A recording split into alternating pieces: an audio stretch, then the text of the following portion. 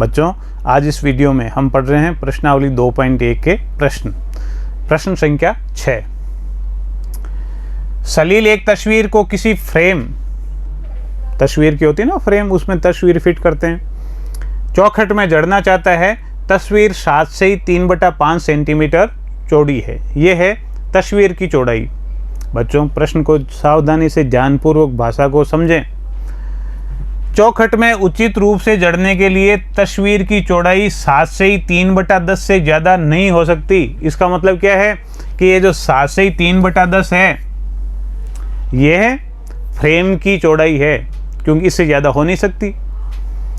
तस्वीर की कितनी काट छांट की जानी चाहिए? समझिए इसे।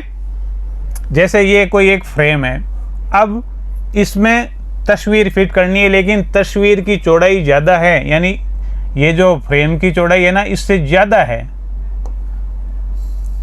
तो अब इतनी जो एक्स्ट्रा है इसको काटनी है, समझ रहे हैं?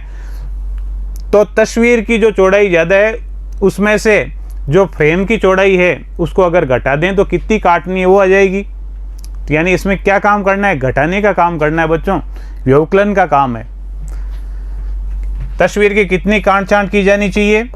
यानी तस्वीर की कितनी है चौड़ाई? 7 से ही 3/5। चौखट की चौड़ाई कितनी है? 7 से ही 3/10। तो तस्वीर में से, तस्वीर की चौड़ाई में से चौखट की चौड़ाई घटा देंगे तो कितनी काट छांट की जानी चाहिए वो नाप आ जाएगी। इसे सरल करें पहले। मिश्र भिन्नों को सरल भिन्न के रूप में 7 5 35 और 3 38/5 माइनस 10 × 7 70 और 3 73/10। 5 और 10 का लेसअप क्या आएगा बच्चों? है ना, 5 दूनी 10। ऐसे छोटे जब आप अभ्यास करेंगे ना, तो छोटे छोटे लेसअप आप मुंह जबानी मौखिक रूप से भी बता सकते हैं। 38 है जैसे कि जैसे, इंटू हर का भाग लेसअप में 2 बार, यानी 5 का भाग 10 में 2 बार जाएगा। बीच में जो साइन है माइनस का एज इट इज, अंश की संख्या है जैसे कि जैसे, इंटू 10 का भाग 10 में 1 बार। सरल करने पर 38 × 2 यानी 76, माइनस 73 × 1 यानी 73/10। घटाने पर 3/10। 3/10 सेंटीमीटर। इसको काटने पर जो तस्वीर है उस फ्रेम में, चौखट में फिट हो जाएगी। तो हमें तस्वीर की चौड़ाई को 10 अतः हमें तस्वीर की जो चौड़ाई है उसको 3/10 सेंटीमीटर काटना पड़ेगा। अगला प्रश्न।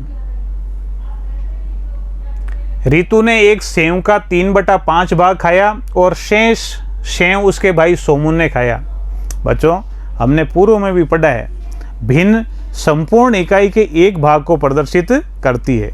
अगर आपको एक भाग का भिन्न के रूप में दिया हुआ है और दूसरे का भाग ज्ञात करना है तो आप एक में से घटाएं। अगर आपको 2 भाग दिया हुआ है, तीसरे भाग का मान ज्ञात करना है तो एक में से उन दोनों भिन्नों को जोड़कर तीसरे का मान आसानी से आप ज्ञात कर सकते हैं। रितु का भाग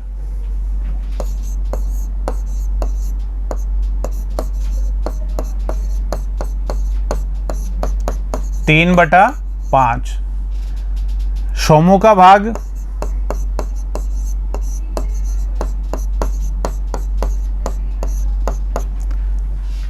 हमने बात करी है ना कि संपूर्ण इकाई को एक मानते हैं, उसमें से जो भी भिन्न आपको जो भी भाग दिया हुआ है वो घटा देंगे तो दूसरे का मान आ जाएगा।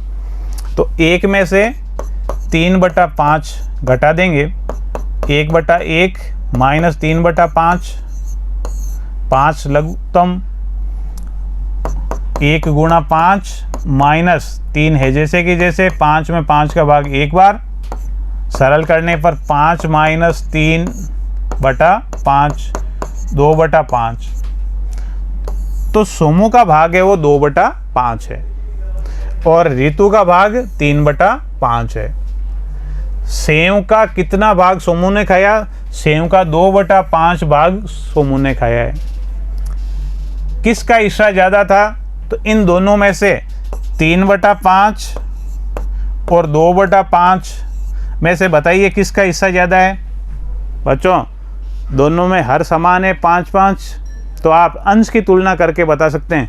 जैसे यहाँ 3 है और यहाँ 2, तो इसका मतलब ये जो भाग खाया है जिसने भी, उसने ज़्यादा खाया। 3/5 किसका है? ऋतु का, इसलिए ऋतु का हिस्सा ज़्यादा था। अब ये कह रही हैं कि कितना ज़्यादा था, तो आप जिसका ज़्यादा था उसमें से कम वाला घटा दें।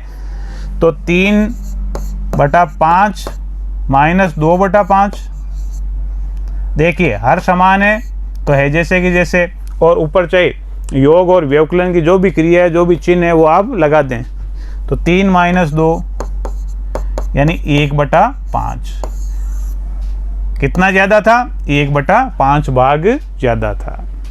देखिए अगला प्रश्न, माइकल ने एक तस्वीर में रंग भरने का कार्य 7/12 घंटे में किया। वैभव ने उसी तस्वीर में रंग भरने का कार्य 3/4 घंटे में समाप्त किया है।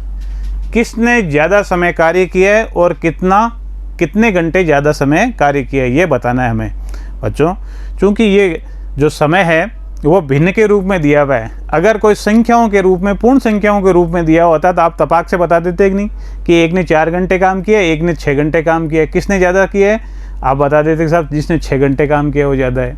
लेकिन जब भिन्न के रूप में दिया हुआ वो मान, तो हम क्या करते हैं कि उनकी तुल्य भिन्न ज्ञात करते हैं। फिर उनका हर समान होने के बाद में जो अंश जिसका ज़्यादा है उसके आधार पर ये निर्णय हो पाएगा कि किसका मान ज़्यादा है किसका कम है। आइए देखते हैं।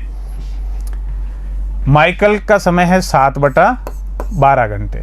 वैभव का है, वैभव का इस साइड लिख रहा हूँ मैं 3/4 घंटे। हर की संख्या है 12 और 4, 12 और 4 का लेसअप कितना होगा बच्चों? सोच रहे हैं आप? सही सोचा आपने, 12 लेसअप होगा। तो मैं इनकी ऐसी तुल्य भिन्न ज्ञात करूं कि जो उनका हर है वो 12 हो। आप ध्यान दीजिए 7/12 जो पहली भिन्न है इसमें ऑलरेडी 12 है, तो इसकी तुल्य भिन्न ज्ञात करने की ज़रूरत नहीं है। अपन क्या करेंगे, जो दूसरी भिन्न है 3/4 कि इसको किससे गुणा करें, कितना बटा कितने से गुणा करें कि जो तुल्य भिन्न आएगी उसमें हर का मान है वो 12 है। तो अपन इसे किससे गुणा करेंगे जो तुल्य भिन्न आए उसमें मान 12 आ जाए, तो निश्चित रूप से 3। तो 3 से काम चलेगा नहीं, समान संख्या से गुणा, समान संख्या से भाग। तो ये हो गया आपका 9/12। अब आप इनकी तुलना करके आसानी से बता सकते हैं कि एक के 7/12 और एक के 9/12 घंटे का समान। अब आप इनकी आसानी से तुलना करके बता सकते हैं कि एक का 7/12 या दूसरे का 9/12 है, इनमें से किसका ज़्यादा है? बच्चों हर समान है दोनों में 12-12, तो आप तुलना कीजिए इनकी 7/12 और 9/12। निश्चित रूप से अंश किसका ज़्यादा है? 9/12। तो 9/12 किसका ये टाइम था? वैभव का। तो वैभव ने समय ज़्यादा लगाया है बजाय माइकल के। अब कह रहे हैं सर कितना ज़्यादा लगाया है, तो जिसने ज़्यादा लगाया उसका पहले लिखिए 9/12 में से कम समय लगाया था माइकल ने 7/12, घटा दें, हर समान है तो 12, ऊपर के अंश के मान है जैसे कि जैसे लिख दें, जो बीच में चाहे साइन माइनस का और प्लस का वो है जैसे लिख दें, और फिर सरल कर लें आप 2/12। 2/12 का मतलब हो गया 1/6 घंटा। 1/6 घंटे का मतलब क्या हुआ? अगर मिनट में बताएं आप तो 1/6 गुणा 60 आ जाएगा आपका 10 मिनट। ठीक है बच्चों, आज के वीडियो में इतना ही। घर पर निरंतर अभ्यास करते रहिए, प्रश्न मिलाते रहिए, क्योंकि आप जानते हैं गणित में बिना अभ्यास के काम चलता नहीं है। धन्यवाद।